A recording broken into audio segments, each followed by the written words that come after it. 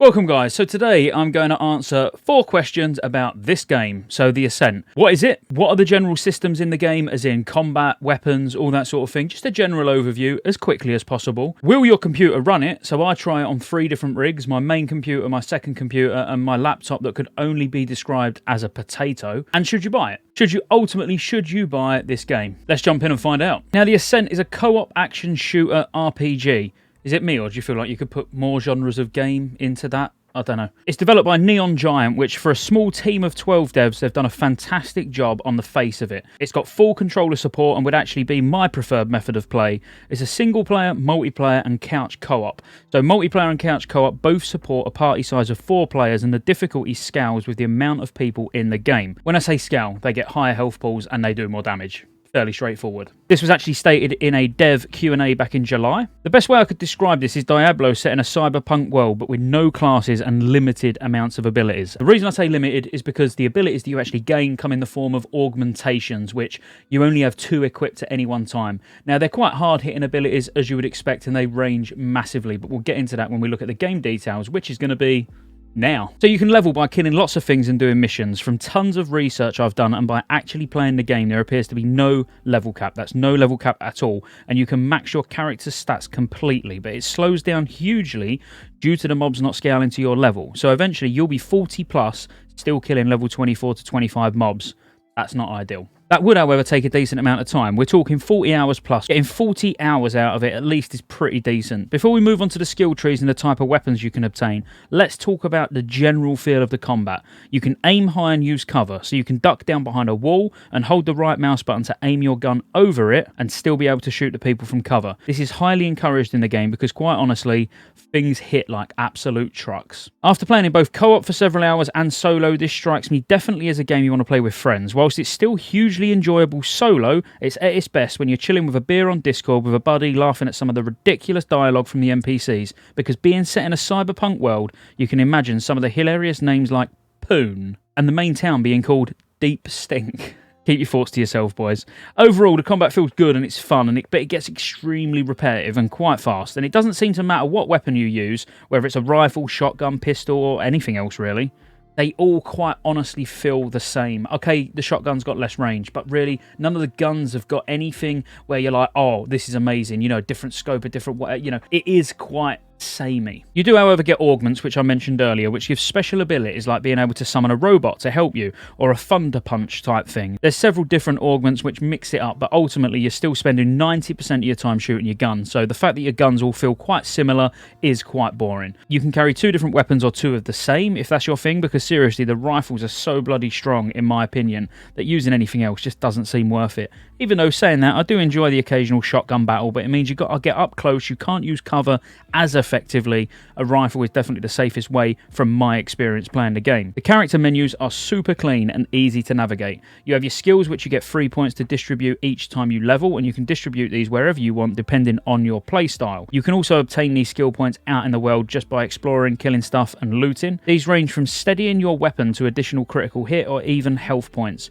You have bounties that you can collect and hand in. You have a cyber deck, which basically lets you hack things out in the world by pressing C. This is by default. Obviously, you can change your keybinds to suit you. Your loadout is fairly limited to a primary weapon, a secondary weapon, and a tactical grenade. And there's only 3 pieces of armor that you can equip, which is a head, chest, and legs. But all of these come with different attributes on.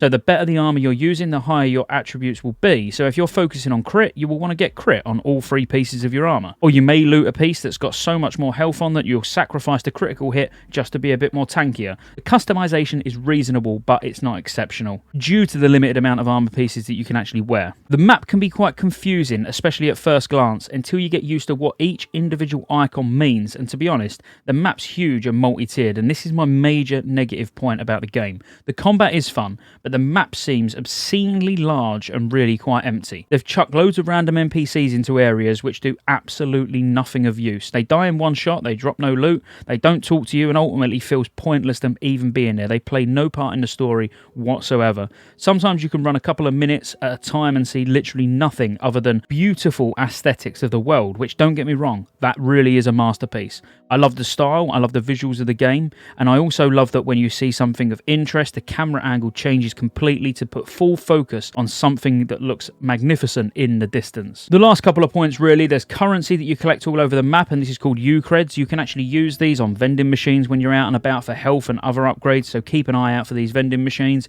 and you also find components in the world for upgrading your equipment. That's the general overview. Run round, shoot things, upgrade weapons, get new augments, upgrade skills, put attribute points in to sort of master what you want to be, whether you want to be able to take loads of damage, deal loads of damage, steadiness with your weapon, or there's a lot of customization options, but ultimately that's down to you.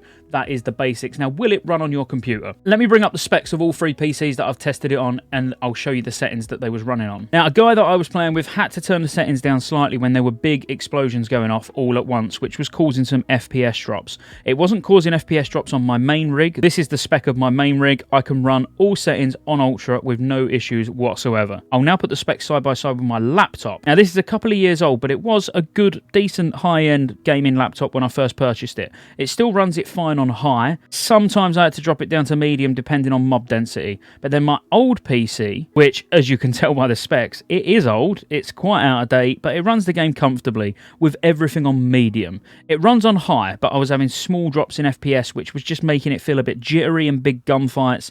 On like when there was only a few mobs on the screen, it was fine, but on medium, it will literally run flawlessly. So if it will run on my potato of an old PC, I'm sure you'll be fine on whatever rig you're using. And now, should you buy it? Ultimately, that is the question. Should you buy it? Is it worth the investment? Me personally, what I would say is if you've got friends to play it with and enjoy a dungeon crawler style game where it's exciting getting and trying new weapons and you enjoy the progression of your character, then absolutely yes. If you bore easy of repetitive grinds or you're playing solo and you've got no one to play with, my honest answer would have to be to steer away from it unless you can get it at a reasonable price, maybe during a Steam sale. I see this game is most fun, as previously mentioned, on Discord with friends, having a laugh. Everyone's different, and I'm sure you could sink 20 to 30 hours into this solo and discover everything there is to know about the game, and then leave it to get dusty in your Steam library, and you would still consider it money well spent. Like I said, I would definitely keep an eye out on the sales on Steam, because if you could get this a little bit cheaper, it would probably be worth picking up. And I can actually get you a little bit cheaper. I'm a Green Man Gaming affiliate, and I've put a link in the description. It will be a Steam key, but you will be able to get it cheaper with my affiliate key from Green Man Gaming than actually on Steam itself, and obviously it will help support the channel if that's what you want to do. But like I say, grab yourself some beers, grab yourself some friends, jump on Discord and pick the game up. If you're on your own, just be aware that it does get a bit repetitive, but it is funny. There's some really funny dialogue in it. Me and Mincy TV, we was playing it live on stream, and yeah, we was in hysterics at some of the bits, but we did quickly tire of the repetitive combat. That's my honest opinion. Take it as you will. If you like the look of the game, you like the sound of the game, and you like those sort of shooter games, then absolutely go pick it up. And until next time, where I'm going to be reviewing Tribes of Midgard, I'll see you then.